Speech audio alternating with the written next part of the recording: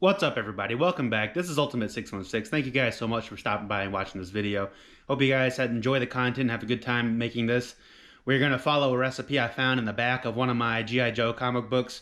It is a recipe based on Roadblock's mac and cheese. Mac and cheese passed down from his mom.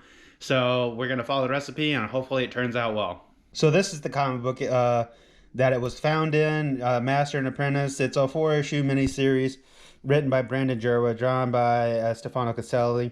And it is a great self-contained story, but the thing that we are concerned with is in the back.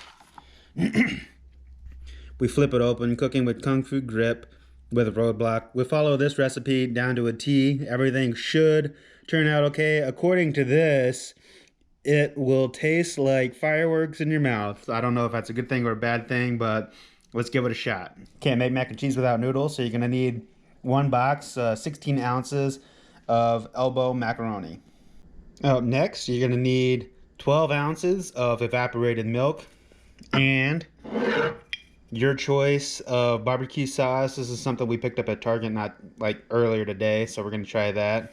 All right, up next, you are gonna need 2 tablespoons of butter, 1 clove of garlic already minced and ready to go. Same with your bacon. You're gonna need 2 slices of bacon, 2 already cooked and chopped and ready to be put and mixed in the pot. Up next, you are going to need 1 red pepper, chopped, as small as you can get it, and you are going to need 1 onion, chopped as well. I'm assuming you can use any onion that you want. It didn't say specifically in the recipe which one. My wife and I use yellow onions anytime we need an onion in the recipe. So that's what this is. This is a yellow onion. It's not as oniony, I guess. It's more sweet, I should say. Last but not least, you are going to need, obviously, cheese for your mac and cheese. So you're going to need 4 cups of shredded cheddar cheese.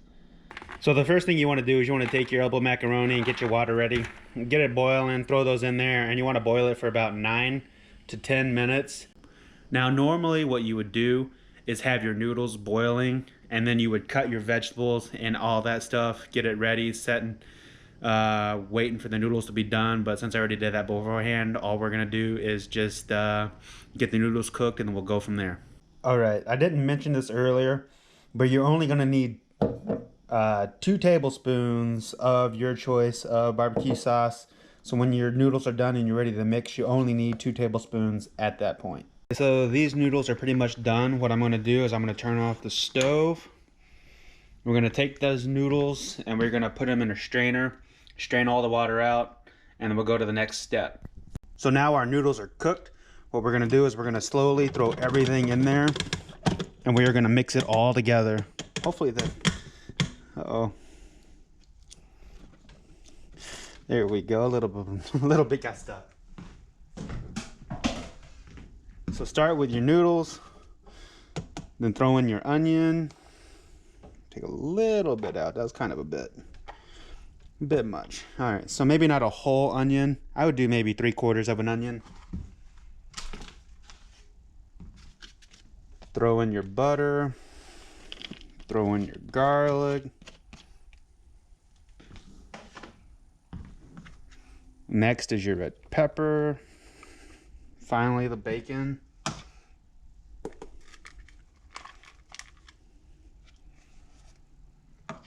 Last but not least, your evaporated milk. Now what you want to do is grab a big old spoon and mix all of that together while it's still really hot. And then we're going to put the cheese in last.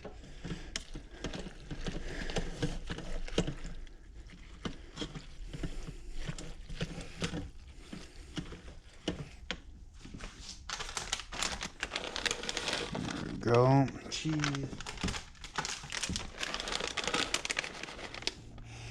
Make sure you stir it all together really well. I forgot my 2 tablespoons of barbecue sauce, so make sure you throw that in there as well and then give that a good mix. All right, so after you get done stirring, it should look something like that. And what we're gonna do, I'm using an Instant Pot, but you guys should be using a slow cooker. The only difference is the Instant Pot burns about 30 degrees cooler than a slow cooker. So I'm gonna show you how to set that up. So if you're using an Instapot like I am, you wanna hit the slow cook. Make sure it's on normal. We're gonna adjust it for 3 hours. Then hit start. So you wait for that to be done. Once the Instapot or your slow cooker is done cooking for 3 hours, all you gotta do is take everything out.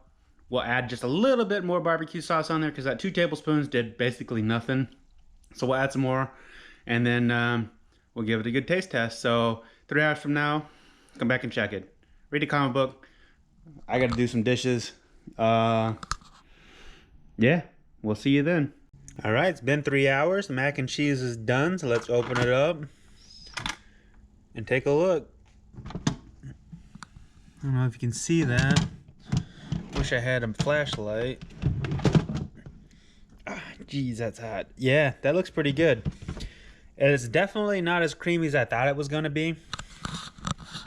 I mean, I guess I would assume that most mac and cheese is creamy, but this is definitely less creamy. You can really smell the garlic and the red pepper. And I'm assuming the more barbecue sauce, the better. So live and learn. It's the first time I've ever made it. I've never had it before, so let's get a spoon, let's get a bowl and see what happens. All right, well, here's the moment of truth. I mean, you can really see the red pepper. Not so much the onion or anything else. It smells all right. It smells a little bit like the barbecue sauce that we use. So I'm assuming whatever barbecue sauce that you want or you prefer is really what you're going for. That's the more powerful smell. And just so you know, I've never made this before. This is a comic book that I found. I just remembered that I had, and I saw the recipe and I told my wife that I would make it. And yeah, here we go.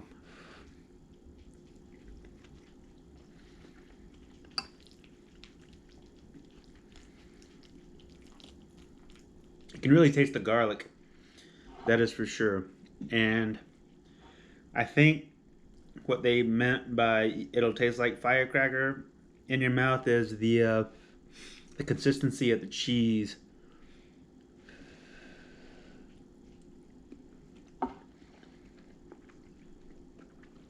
Yeah, it's definitely the consistency of the cheese and the crunchiness of the red pepper that really give it that crunch.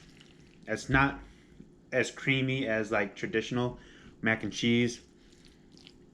You can taste the garlic, you can taste the red pepper, you can taste the barbecue sauce. Oh, by the way, I did add more barbecue sauce to it after. Like I said I was going to, and that did help with some of the consistency. So I'm assuming the more barbecue sauce that you add, the more creamy it'll be. But as far as this mac and cheese goes, I would say it's a pass. But that's just me. I would, yeah, I would definitely make it for other people to enjoy, especially fans of mac and cheese. It's definitely something else. It's not bad. I wouldn't suggest making it if it was bad. So definitely give it a shot. It's more, I don't want to say crunchy, but you can really, the texture of it really comes from the red pepper. So yeah, definitely, I'd say give it a shot.